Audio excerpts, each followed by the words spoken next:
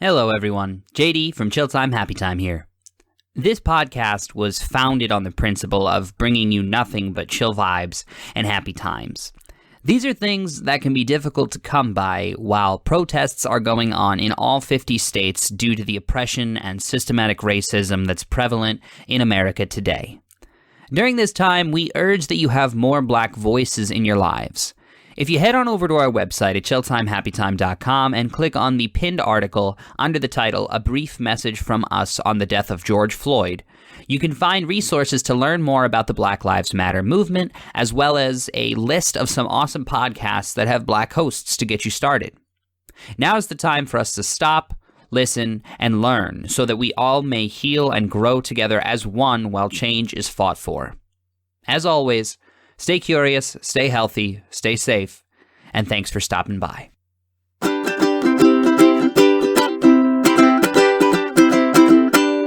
Hello and welcome. I'm Abby. I'm G. I'm JD. And I'm Rosie. And this is a short stack. We are gonna have a nice little short episode about whatever the hell we want to talk about. First of many. We're going to air these every Thursdays within our regular, release schedule. These are going to be short literally short stacks, something fun to listen to, you know? And if you want, you can cozy on up with a little short stack of yourself, make some flapjacks, We get like some pancakes. syrup. Some Dr. Perky. Some Dr. Perky. You know what? I don't love pancakes. My mom ruined them by putting flax seeds and chai seeds and hemp seeds into it, and then became super crunchy. Just take And them out, man. Listen, Just get rid of those seeds. Abby, let me make you some dank cinnamon roll pancakes, like the kind that will give you cancer. They'll have icing on it.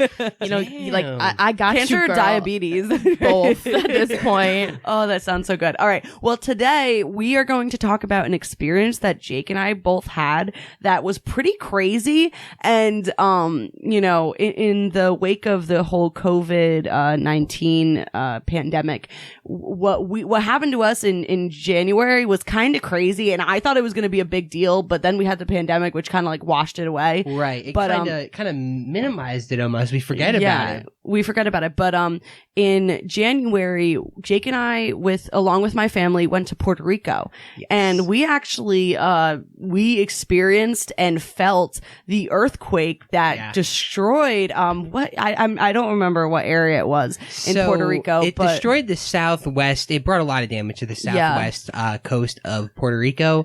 That's where the epicenter was. We were staying on the northwest coast. Yeah. So we were above it. do you remember the area that we were in?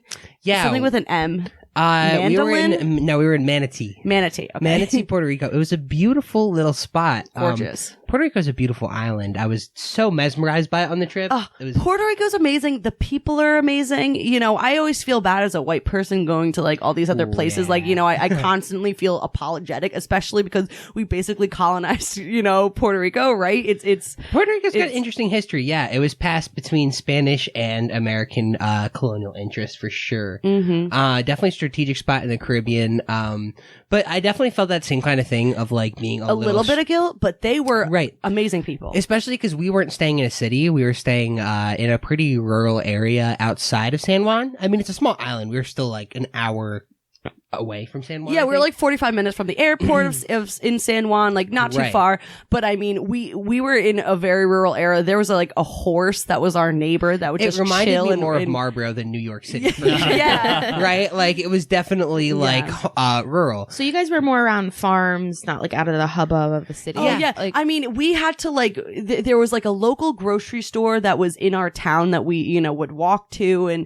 But besides that, it was very, very rural. There wasn't a ton of different places. It was all local restaurants, local shops. It was really nice though, because it was so rural. You really felt like it was you and the land and the people. And it was just a great experience with vacation. But definitely not to mention Puerto Rico, like everything's super cheap. Genuinely a great place to vacation because like we would go and get a Corona at a bar and it'd be like $1.50. Like so cheap. Breakfast would be like $10 for like the whole whole game. And I know it was different in San Juan. We did have a meal in San Juan that was a little more. We had a couple. But that was the city. It's like if we went to New York City, But yeah, it was definitely nice having some cheap tasty egg and cheese jamon queso y huevo sandwiches. Oh, so okay, and that's the thing, because in Puerto Rico, what I'd say a bacon, egg, and cheese, but it's ham. So the ham, egg, and cheese. It was kind of like more like Canadian subs. bacon. It's like it was like an egg and cheese sub that they panini'd, that they flattened with it was so good. Warm and That sounds toasty really in God. the morning. It was like, All right. Anyways, we're not here to talk about the food. We're here to talk about the fact that we lived through the earthquake. Yeah. And I say the one earthquake specifically because there was one really bad one, but we had felt maybe 10, maybe I'd say maybe 5 to 10 earthquakes. Yeah, so we right had when all we got felt there, it was all fun first. Actually, we got there at New Year's Eve, and there was no food anywhere. It really wasn't fun when we first got there because that was a whole thing. We So didn't it realize wasn't that all the fun at whole first. place. No. We didn't realize that the whole place closed down because it was a Sunday. Yeah, it was. and then we got pulled over by some police officers for a traffic violation. We it were was with Abby's dad, Sean, who bought our meal at our last episode that we recorded. And you can't turn left when they open up your White Claw. White Claw. You cannot turn left when there is a red arrow, a red left pointing arrow, and my dad Isn't didn't that kind see of it. the It was- same in America? Yeah, no, it's the same. And that's what the police officer said. The police officer did not speak English very well. He didn't speak it really at all. So he pulled us over, and there was a language barrier instantly. No. But wait, can we say they pull us over and they've got there's two guys that come on either side of the car and they've got machine guns in their hands. So we're One like, guy oh, has shit. a machine Oh, like gun. the One guy has a M4A1s. huge black machine gun on the other side of the car because we're like tourists and we're just like a traffic violation. We're like, oh crap. But the other cop was just talking to Sean. He was like, because he didn't speak English. He was like, same as in America. We were like laughing Same as in because it America. was such a traffic And you violation. know what's hilarious is I knew that he was making that traffic violation, and I so badly I wanted to scream. I wanted to say to the guy, I wanted to be like, I told him that he was doing it. What he was doing was illegal. I told him, and he still did it. But hey, I wasn't gonna throw him under the bus. This isn't a shit show on Shawnee's part. I think the exact thing the officer said. He was like, "Where are you from?" We were like, "New York," and he was like, "Oh, same as in New York." And we were like, "Yeah." We were like, "We know," but he let us off. They didn't use the machine gun. They were was very fine. friendly. We got some food, and then we're just keeping it cool. low key, trying not to make any more traffic violations, not offend anybody, trying to speak as much Spanish as we knew. Oh yeah. And then we were laying in bed back at our place, and we just felt a little shaky. Wait, now are you going to talk about when we first started feeling Yeah, them? yeah, Okay, the first earthquakes. So we weren't the first ones that felt it. We had, I want to say it was either my sister or my mom was like, did you guys feel that weird shaking? And we were like, no. And we're like, oh, well, it must have been an earthquake. We look it up, and yeah, there was an earthquake. So, okay. Right. And this wasn't something we knew, but you can just Google, earthquake Puerto Rico, and, it would just give you, on Google, the weather. It would show you, the seismic maps, tell you, yeah, there was just an earthquake at this time. We'll give you updates. So we Yeah. could track all these. So it was pretty chill. Yeah. So like Jake says, however, whatever day it was, we're laying in bed and we feel a little shaking, and I said to Jake, I said, are you moving your leg? And She was like, are you itching your leg? Because I'm notorious to get, a little leg itch. Leg itch? What? A little egg-a-litch. Little egg itch. That's so little leg itch in bed and just start fucking going at it with my leg, and just Abby was like, "You shaking the bed?" I was like, "No, I'm not shaking. I'm not itching my leg. What are you talking about?"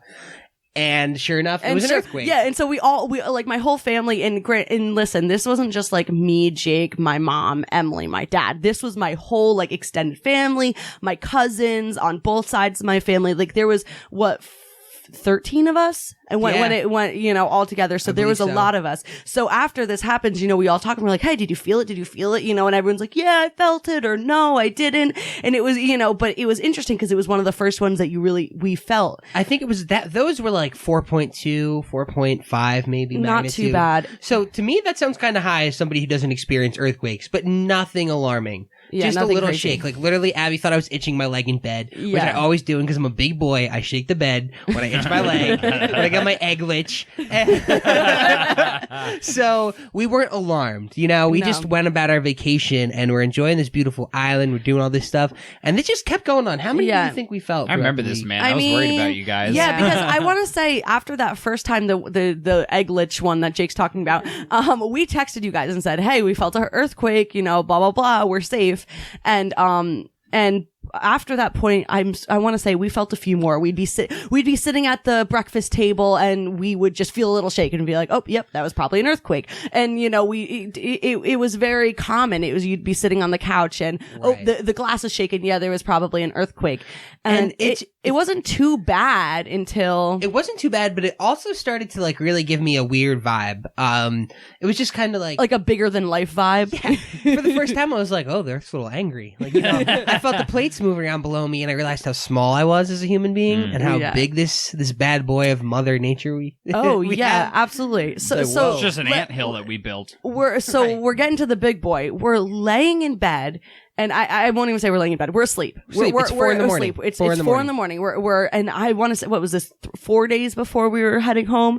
Yeah, it was. And it was we later. Had a couple days left in the vacation. I'd say maybe 2 or 3 because we weren't. Not to spoil, but we weren't without power for 4 days. I think it was only a couple. Yeah, no, it was only like 2 days. Right. So we're sleeping, and all of a sudden we feel the craziest shaking. And this is something like, think about someone like maybe trying to wake you up where your body is shaking and you wake up. And I just remember waking up and looking around and realizing the floor beneath me is tossing me around. Just like, it's this incredible shaking. And it wasn't great. You know, we were on the island. We were maybe like 40 miles. No, I would say like 60 miles from the epicenter. The island's not very long. We were the width of the island away because it happened. The epicenter was right off the west shore or the southwest shore, and we were on the northwest shore, like directly above it. And it's a very thin island. Very thin island. We were like relatively a close. 2-hour drive maybe to the other side. Nothing will humble you quite like the floor just saying, fuck you, this is get off of me. And we were all shaking. Yeah. Everybody was shaking awake. So you're being shaken. All of a sudden, Jake wakes up and we're staring at each other and we're like laying, and this is a whole nother thing, but we ended up sleeping. We weren't sleeping in a bed. We were sleeping on the floor on some random piece of a boat mattress. We got a full-sized cot and we were like, okay, let's give it a shot. That rhymed. And we were excited about it, and it was so stiff we couldn't sleep. We didn't. So uncomfortable. It was so bad. Like, and I'm not a prima donna. I've slept like we do rough it camping all the time. We love sleeping outdoors, but this was just it was bad. Yeah, so it was terrible. We couldn't sleep well. We found a little like twin mattress in another spot in the house and threw it on the ground. We were like, it was from a boat, but it's fine. So we took it and we were sleeping on that.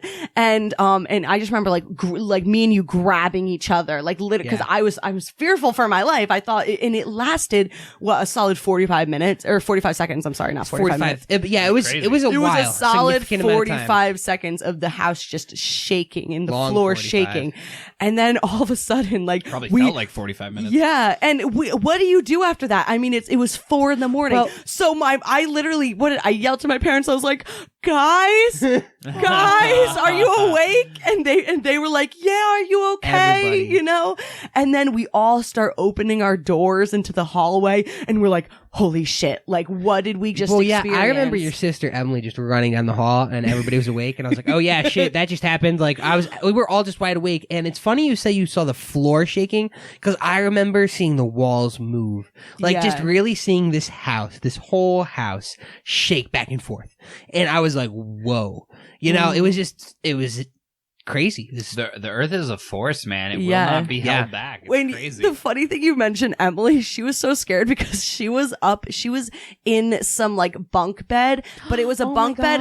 Yeah, she was on the top of a bunk bed and it wasn't like metal, like siding. It was like rope. So she said her legs when it was shaking, her legs were like stuck in the ropes and she was like trying to untangle herself and literally thought she was caught up in the bed and was gonna like get like, you know, the whole bed was going to collapse and her legs caught. Yeah, pretty crazy. And then she didn't sleep in the bunk bed after that. She went and slept with my other cousins. Yeah. Oh my god. But it was really crazy and we all ended up like we were all awake, everyone except for my cousin Jack's girlfriend who completely slept through the whole thing. Right. And she said after we were talking about it, she said that she was like punching my cousin Jack and was like, stop moving, totally not realizing that there was an earthquake happening. Holy crap. But we all were just like sitting there talking and everyone basically in our area was outside of their house houses, like, you know, I'm guessing because that's the safest place. Apparently, we didn't know this, but like after we realized it's like if an earthquake happens, you're supposed to get out of the house immediately. Yeah. We didn't really do that. And the house, the way it was set up, the locks were on the inside, so you locked yourself in. So when we were eventually trying to get ourselves out, it took a little bit because we were unlocking ourselves out. Right. But it was really crazy. The house and then was built well, so we were safe, thankfully, but it was... But the power went out. The power was out after that. Yeah, we lost the power for the rest of the trip. We were very happy leaving a couple days later to hear that the airport had power and air conditioning. And AC. Oh my God. Because there were rumors that there was no AC and that I guess there was rumors that the airport was swamped and that it was going to be crazy to get out. But it really wasn't too bad. No. And the people were so nice. Like we went out because we had a couple days after. We went out to like the beach and stuff, and there were still people out there, you know, local businesses with generators. Everybody just helping each other out, trying to get by. And you know, there wasn't too much devastation on our side, our area, where we were. On the other side, you know, a lot of houses collapsed. I know one person died the day it happened, unfortunately. Yeah. But for an island that was just hit so bad by Hurricane Maria, and then to have this happen, it was just like, damn. Really terrible. Yeah. Exactly. Yeah. But to see the resilience, you know, of people that just lived there was pretty incredible. Just another shake. And with even without the earthquake before that, I mean, I know we had talked a good amount with one of our tour guides about Hurricane Maria and just about all the hardships, and they were just so, the way they talked about it was so not commonplace, but it was like, yes, of course we're going to be resilient. Of course we're going to get through it. They are just an amazing people, you know, where they deal with these hardships and these tragedies just amazingly, you know, where they're not going to let that ruin their day. They're going to make do, and they're going to, you know, just move on. Definitely some inspiration for this coronavirus time, you know, to be put in a situation where we're not, you know, especially living in New York, I feel like always put into. But, you know, to have to be resilient in the face of a pretty global tragedy. Yeah. And pandemic. I mean, could you imagine just about healing from a terrible tragedy like Maria and then having to deal with another tragedy? Yeah. I mean, shortly after we left, is it governor? Governor of Puerto Rico. The governor of Puerto Rico declared a state of emergency because the power just wasn't going to turn back. What was the reason that they did it? There was a big problem with the electrical grid. Plant. They were worried about like a main plant was going to go back on, and they were worried it could cause fires or like there could have been damages to the grid and that, you know, turning it back on. Well, wasn't it also because they had predicted that there were going to probably be more earthquakes? Yes. So they were very hesitant to turn on the power plants. I remember when that big earthquake happened, I was like on the news that whole morning. Like me and Stacy that I work with, we're literally just like refreshing it constantly. We're like, what's going on in Puerto Rico? Yeah. But I think there were other earthquakes that continue to happen across the island. Well, in other sections. I mean, we not felt as more bad shakes as that the day. one that you guys experienced that early morning, but I think it continued. And I'd imagine for an electrical plant, like if that happens, it could burn out the whole island. And a big thing that they were saying was that in, I guess, 100 years ago, you know, in 2018, whenever it was, Puerto Rico had again experienced the same thing where there was this influx of clusters of earthquakes, and they with the biggest one being a 7.2, which was one of maybe the biggest ones recorded in their area or whatever it was. Kind of about what you guys and felt. about 6 months a little before, bit less, about a little 6 bit more, months sorry. before we went in the summer of 2019, or maybe like it was September, maybe it was a little later. There was a significant series of earthquakes as well. Yeah. So a couple months before they had felt it, right? So and that's the thing. It's a very slow process. It happens over a couple months that the earth shakes like hell. Yeah. Right. So that they started feeling something. And I think the same thing happened 100 years ago. There was like a period of some earthquakes building up, and then there was just like this real bad one that was surrounded by little ones. And so there, you know, what people theorized is that this is just almost, I wouldn't even compare it at all to like the COVID, but like, you know, how we compare the Spanish flu in the 1918 with COVID now, it's almost that same thing, except for this is like actually like the earth timing it out. But, you know, like they said what they expect, you know, looking at the 1920, you know, stats and what happened then, that most likely, you know, they're going to be experiencing earthquakes I think they said until February. They wouldn't stop until February. Yeah. So I'd love to. I feel so bad. I haven't even looked to check and see if the earthquakes did continue on until February. I mean, after we left, it was kind of like, I'm alive.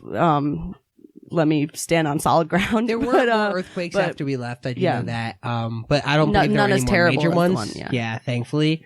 So yeah, that it was just lucky that there wasn't more damage from it, but definitely a crazy experience. We were there because it was like the new year. It was like new decade. Let's go, have a new experience. Let's go visit a new part of America. You know? Never been to Puerto Rico. Exactly. 4-hour flight from New York. Pleasant flight. Got there. Wonderful island. Everybody was really nice. Amazing. Not everybody speaks English. A lot of people do, but the ones that don't are very forgiving. I heard if you go to France and you can't speak French, they're very rude. Yes. That's okay. not the case in Puerto Rico. If you can't speak Spanish, stay home. I have a Puerto Rican coworker, and she's amazing. And she has we also have a member in our job who comes in, and she I believe they're called quenepas. She brought in. They're like these little kind of like grape melon fruit things. I don't know if you guys tried them. No. They're delicious. They're so sweet. They have a very they're like the size of a grape, but they have a very thick kind of pit that you can't eat, but like there's a little thin layer of like juicy sweetness around them that's just wonderful. Is that the Makes it one? worth it. Quenepas. Yeah. That's what they're called. Quenepas. I think it has a very light pink inside, or is that? Yeah, Yeah. they're so great. Huh. It's a Puerto Rican fruit. That sounds so good. Oh my god. But the Puerto Rico has a wonderfully rich culture. I know. I I just have suggested because plenty of genuinely people in my life that are Puerto Rican. It's I mean- a beautiful place. It has beautiful people. we're from It was New York, intoxicating. so I wanted to yeah. stay. I got island fever, but like not like Jimmy or Tommy Bahama, like island fever. I was like, whoa, like to actually live in a place that's this beautiful. It was amazing because the beaches were absolutely gorgeous. It's an island, so most of the culture is surrounded by beaches. But on top of it, and I can't stress this enough. I mean, we're from New York.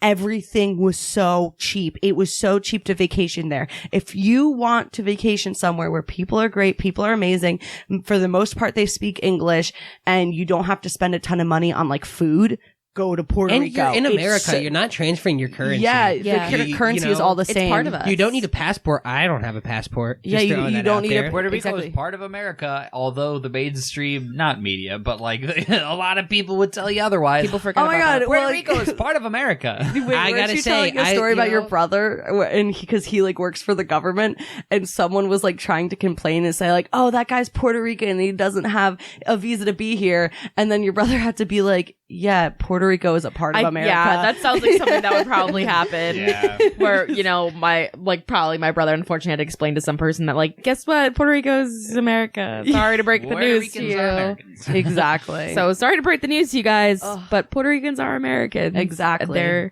we must help treat us. them And like we need to help Americans them. because they I are. gotta say, why not statehood for Puerto Rico? Because it literally felt like I felt like I was in America, yet it was very Yeah. unique. I agree. Yeah. And You know what I Ho- mean? like, Very Ho- unique place. But Hawaii is a state. Why not Puerto Rico? I Puerto don't Rico know. is we're a beautiful mixture of place. cultures. We Is there a should- weird like governmental reason like state or tax wise? Like, do they have debt? Like, what's the reason? I assume I think they do have some debt, but I mean that's. but kind we of- have debt. So I think the argument's kind Yeah, of caused crazy by debt. because they're not given statehood status. Like it would help them like get out of debt. So We should lose countryhood then, Yeah, because right. we have crazy debt. Oh Yeah. my God! What are Oh, we in the God. trillions yet? I'm pretty sure we are in the trillions to everybody's China doing that. and to It's different terrible. places. It's Yeah. terrible, but Yeah. I mean, if everyone has debt, can't we almost like math, like, where like if we're all like, if one's like minus 10,000 and the other one's like minus 100,000, like you take that last zero off because, it doesn't really matter. Well, that's the thing. Like, we you were- know what I'm it's saying? not quite to that scale. I don't believe. But that's the thing that we were talking about with this pandemic is like everything, everybody's so like worried in America about the economy and the economic, downfall of this whole thing.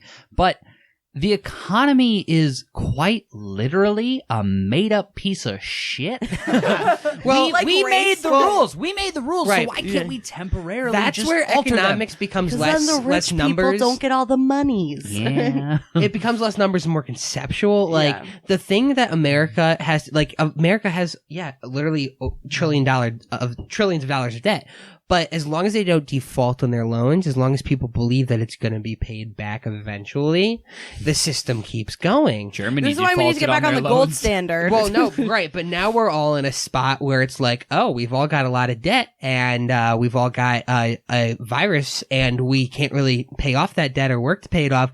So we're going to have a conversation now about what we're going to do about all these resource relationships we have. So yeah, we're going to start seeing some weird, trippy shit going on with the economy. Germany defaulted on their loans back in the 30s to France after the First World War, and France straight up rolled up on them and was like, hey, you guys better pay back the whole loan balance now or we're gonna freaking destroy you all. And then Germany proceeded to print all the money to pay this loan balance off, and then they got it crazy cost, inflated. $1 bazillion for a piece of bread. We've all seen the pictures of the Exactly. wheelbarrows with money. And this is Well, when let's not forget fascism the Great took place, Depression and- too. I mean, and then we had Hitler. So you know what? I don't know what the end of the story is, but That was pretty much the end don't of the make story. us print money. Like, Yeah, don't make us story Hitler. is the Don't economy's make going to us get Hitler. trippy, but everybody be chill. Government leaders, like, please approach this shit with love. There's Yeah. lives on the line. Bring love and compassion back to the Senate. Just Prince love one another. Amidala, or Queen Amidala said it perfectly. I really love how we circled from like Puerto Rico, like our Puerto Rico earthquake trip, to like yelling at the government to like Yeah. not to make sure that we don't have inflation and all these other problems. I really like how we circled Just back. leave people alone and love one another. Complete circle, Exactly. man. Full circle. Well, I mean, I think that's the end of our short stack, right? Y'all Yeah, are full. man. It was a stack. It was short. I'm it was full. awesome. I ate a lot of stacks. I had a man. lot of butter on my pancakes. Really? I just started Oh, yeah. drinking the syrup at Now, one point. question: maple syrup or like that grocery store bought shit? Maple. Write Although to that us was loaded on later. write to us on our socials and on our website, chilltimehappytime.com, and tell us what kind of syrup you like. This Do has you been like a short the stack. Jemima? We're going to be coming back at you with these every Thursday on the weeks after we publish our main episodes on Mondays, 6 a.m. Eastern Standard Time. Come check us out anytime. Now, that is a bold commitment, I do want to say, every Thursday. All right, well, let's say most Thursdays, All right, for and if now- it becomes every Thursday, then it's Guys, every Thursday. I can't eat pancakes every week. I had so much butter on mine. I don't like your attitude, Jacob. Whoa. You can eat pancakes every week. I do not like that attitude. Come check us back out on Thursdays with our short stacks. Check us out on Mondays at 6 a.m. Eastern Standard Time, wherever you get your podcasts for our regular episodes. I'm JD, I'm Rosie. I'm Abby. I'm Jake. and we'll see you next time. Please go to Puerto Rico. You go to Puerto Rico.